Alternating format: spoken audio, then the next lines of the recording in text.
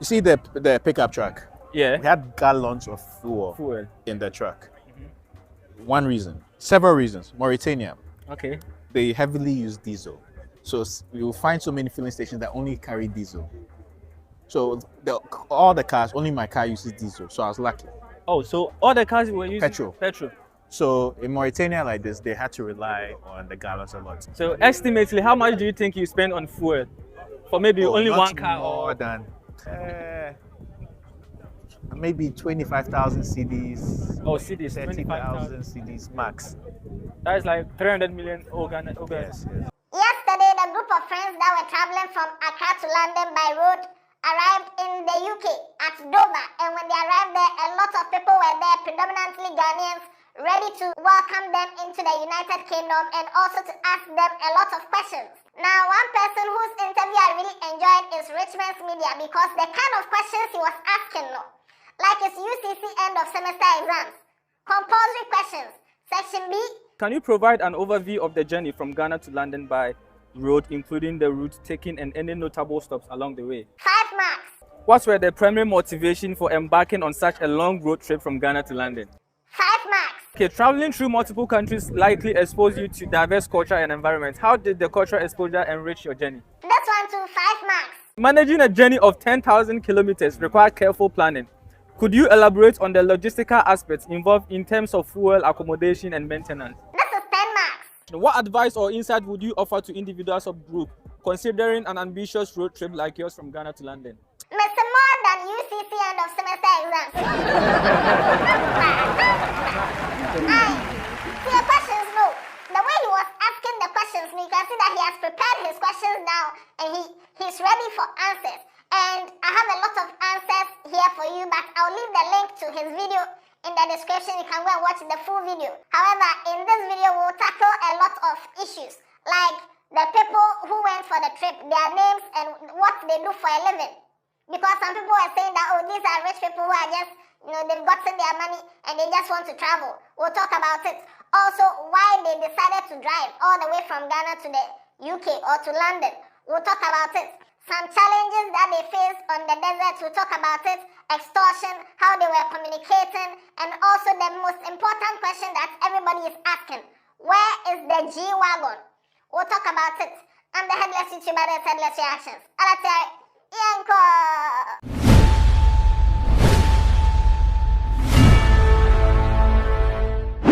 I've already made 2 videos about their trip from Accra to London. You can go and watch these videos. The links are in the description. A lot of information in there. Yes. Now, let's talk about the trip. Straight road. Is there a straight road from Accra all the way to London? Because if there is, then some truck drivers should be ready to take boys to London. A lot of people were asking this question, that is there a straight road from Ghana all the way to London? No, there's no straight road, even though there's a road that leads in and out of every country. They boarded 3 ferries on their way to London.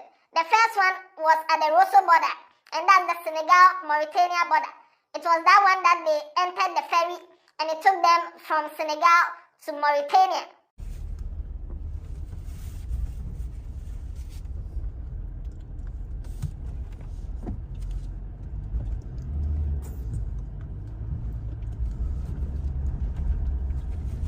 The second ferry that they joined was in Morocco, from Morocco to Spain, and that was when they were leaving Africa. That place is called the Tangier. It's called Tangier, and that's where they went to enter the Tangier ferry, and it took them from Morocco to Spain.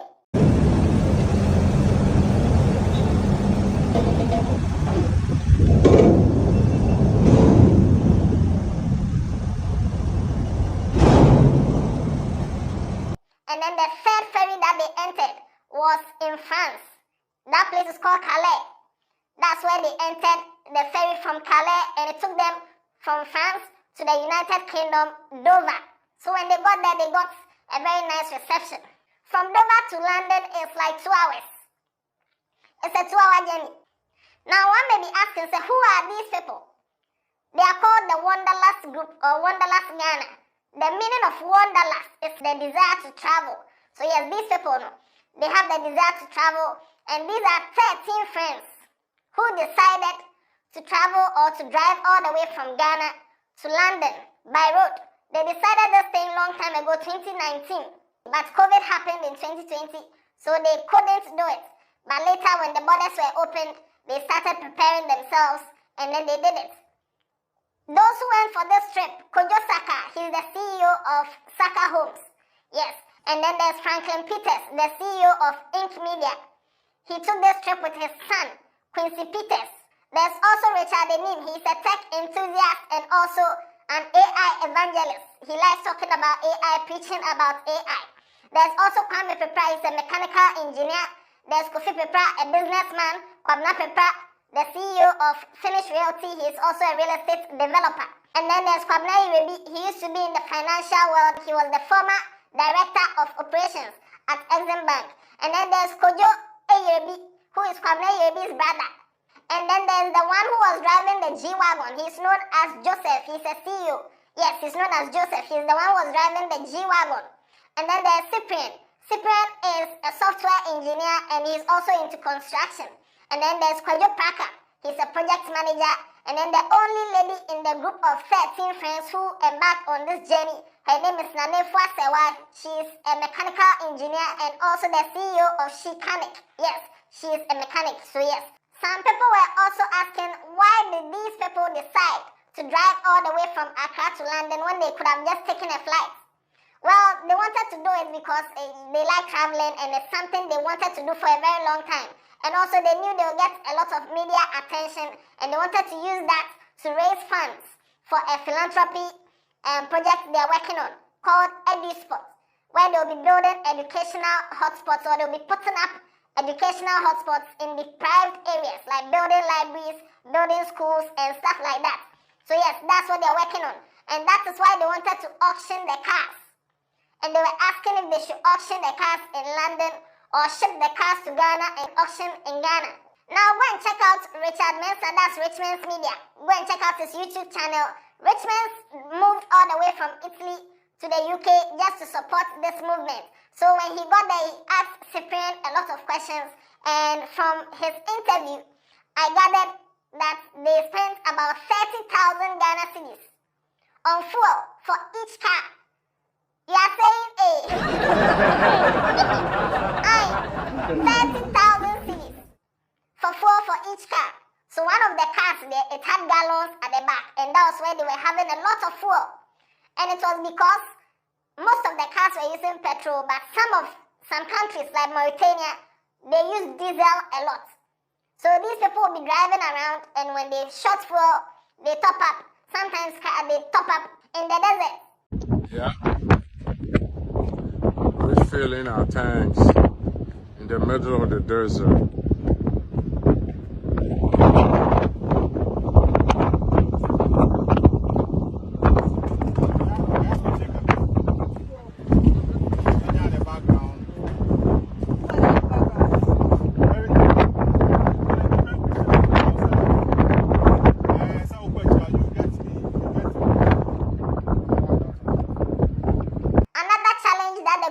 Was when they were moving from Mauritania to Rabat, that's the capital of Morocco. They were passing through the desert and according to them, the winds, they didn't know. Nobody told them, but when they got there and the wind was slapping the car left, right, they saw that, yes, Yame Odo. So a lot of winds. And because of all those winds, it burns a lot of fuel. So if they shot fuel in the desert, that is why they had to load a lot of fuel and drive along with the fuel. So yes, that's why they spent so much money on fuel driving from Accra to London. You see the pickup truck? Yeah. We had gallons of fuel in the truck. One reason, several reasons. Mauritania. Okay. They heavily use diesel. So you'll find so many filling stations that only carry diesel. So all the cars, only my car uses diesel. So I was lucky. Oh, so all the cars were using petrol. So in Mauritania like this, they had to rely on the gallons a lot. Now the desert, the winds. When the cars are, like your car, the way it's designed, it's a little more aerodynamic. When wind is passing over it, then it will go. Yeah. So it can catch through wind and go fast. In the desert, there's wind coming from everywhere. Our cars are not aerodynamic. You burn more fuel. When you buy more fuel, you won't make it to the next one. So estimately, how much do you think you spend on fuel for maybe only not one car? Not more than 2,000. It's Ghana cedis or what? What do you want to? And I'm still fine. We send money to Ghana, so. Maybe 25,000 cedis. Oh, cedis, 30,000 cedis max. That is like 300 million Ghana. Yes.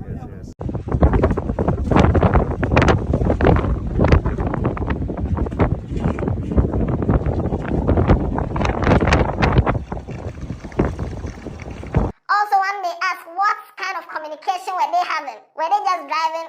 According to them, they had walkie-talkies in each car, and they also had group chats. They had a cyberlink, Elon Musk cyberlink, so that on the internet everywhere you go. So they were talking, communicating with each other. So sometimes, somebody will take the lead, and then they'll walkie-talkie or they'll chat with the other people that, hey, we've been driving for about 1 kilometer, we've not seen you guys, where are you? Then, okay, we are waiting for you. Okay, I'm waiting for car number 5. That kind of communication. It's not an easy journey. Now, they also spoke about some extortion yawabi that happened at Mauritania. When they got to the border, they were telling them that their cars, the tint is too dark, so they should take down the tint. Also, they detained them for about 9 hours at the Mauritania border, and it's part of the challenges that they faced. And yes, now the question on people's minds, where is the G-Wagon? Because we all saw the G-Wagon when they were at Monaco, when they were in Spain, at Senegal, we saw the G-Wagon. A lot of people were saying that, oh, this G-Wagon, can it go? Some people are saying it can't go.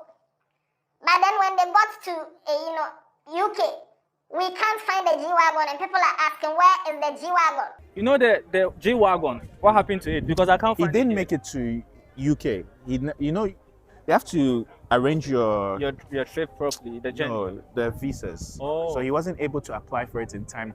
So he, instead of applying, he just didn't. So he made it with us into Europe, but UK is where he didn't make it. Okay, now it makes it because of the Brexit, we are out of the European countries. So yeah, now it makes sense. Now, people don't know the kind of preparation that these people had to prepare.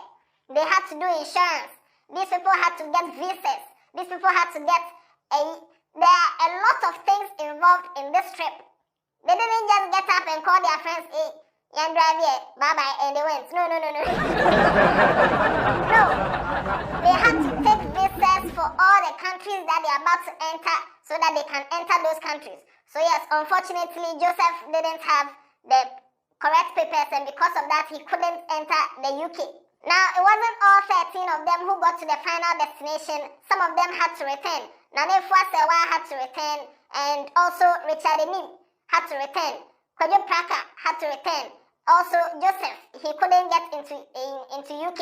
So, it wasn't all of them who got to the final destination. Now, another question that people are asking is, how are they going back to Ghana? Are they going to drive all the way to Ghana again, or what?